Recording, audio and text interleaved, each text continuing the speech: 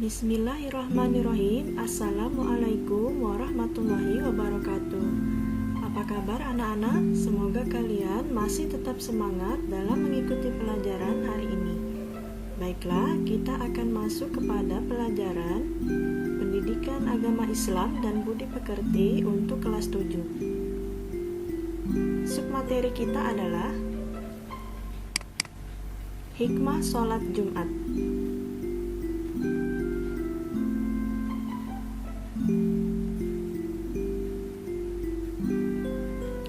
Tujuan pembelajaran kita: yang pertama, peserta didik mampu mengidentifikasi tata cara sholat Jumat. Yang kedua, peserta didik mampu memahami adab melaksanakan sholat Jumat.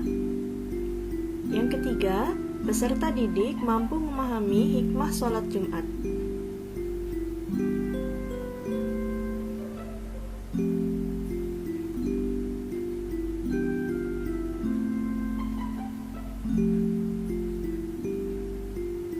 Baik anak-anak,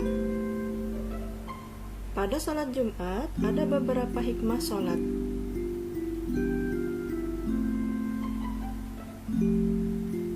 Yang pertama, memuliakan hari Jumat. Yang kedua, menguatkan tali silaturahmi. Yang kita tahu dalam keadaan yang sehari-hari, kita bisa mengetahui kondisi jamaah yang lain. Misalnya, jika kita melihat ada jemaah sedang dilanda kesusahan hidup, kita bisa membantu mereka, atau jika ada yang jarang ke masjid karena sakit, kita bisa menjenguk mereka. Bahkan, jika kita melihat ada yang bermaksiat, kita bisa langsung menasehatinya. Dari sini, umat Islam bisa mewujudkan semangat tolong-menolong dalam keadaan kebaikan dan takwa, sekaligus saling menasehati dalam kebaikan, kesabaran, dengan amar ma'ruf nahi mungkar. Yang ketiga, berkumpulnya umat Islam dalam masjid.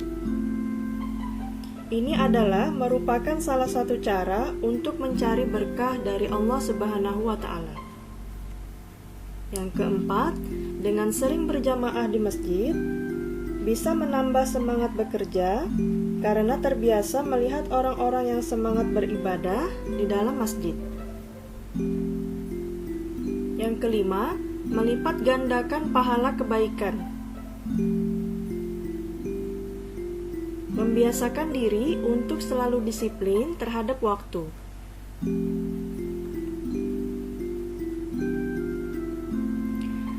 Halangan-halangan yang sering terjadi pada saat kita melaksanakan sholat Jumat. Hal-hal yang dapat dijadikan alasan untuk boleh tidak sholat Jumat adalah sebagai berikut. Yang pertama, kita dalam keadaan sakit. Orang yang sakit diperbolehkan tidak melaksanakan sholat Jumat, tetapi harus melaksanakan sholat zuhur karena itu hukumnya adalah wajib. Yang kedua, hujan lebat, angin kencang, dan bencana alam yang menyulitkan untuk melaksanakan sholat Jumat.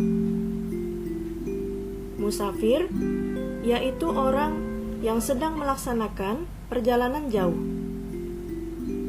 Perjalanan menuju tempat melaksanakan sholat Jumat tidak aman.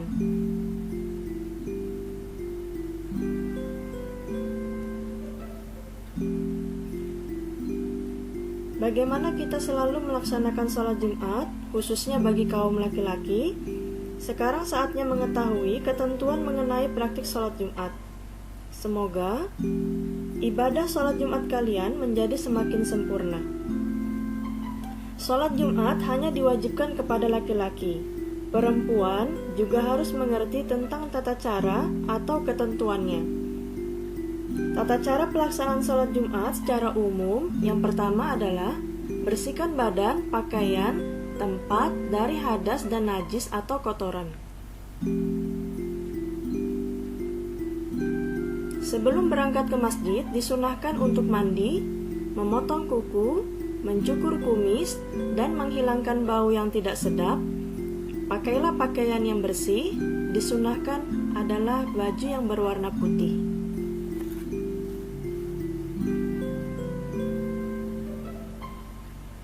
Segera pergi ke masjid melaksanakan sholat tahiyatul masjid sebelum duduk. Sambil menunggu sholat Jumat, disunahkan membaca zikir, membaca Al-Quran, atau salawat Nabi.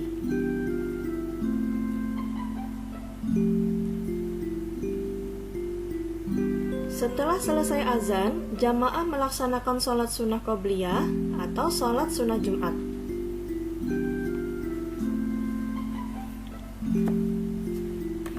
Ketika masuk waktu zuhur, muazin mengumandangkan azan yang pertama.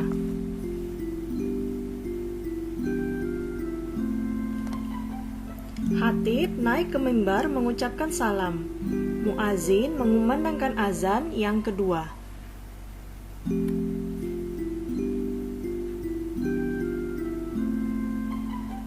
Bagi yang melaksanakan sholat Jumat dengan azan sekali, maka sebelum azan khatib naik ke mimbar, kemudian dikumandangkan azan.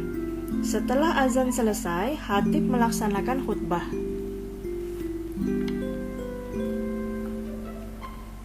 Khatib menyampaikan khutbahnya dengan 2 kali khutbah diselingi dengan duduk di antara 2 khutbah. Pada saat khutbah dibacakan, jamaah memperhatikan dengan khusyuk, tidak bercakap-cakap, meskipun suara khutbah tidak terdengar.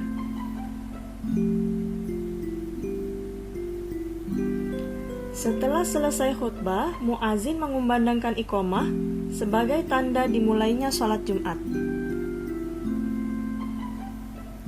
Jamaah bersiap-siap untuk melaksanakan sholat Jumat.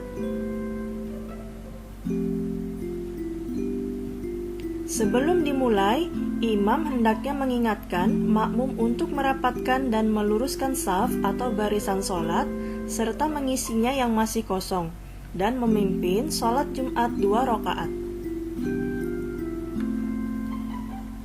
Jamaah disunahkan untuk berzikir dan berdoa setelah selesai sholat Jumat.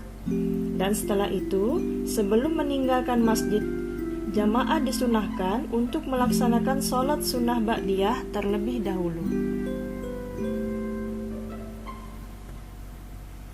Baiklah anak-anak, sampai di sini dulu materi kita kali ini. Semoga kalian dapat memahami materi yang Ibu telah sampaikan. Alhamdulillah, terima kasih. Wassalamualaikum warahmatullahi wabarakatuh.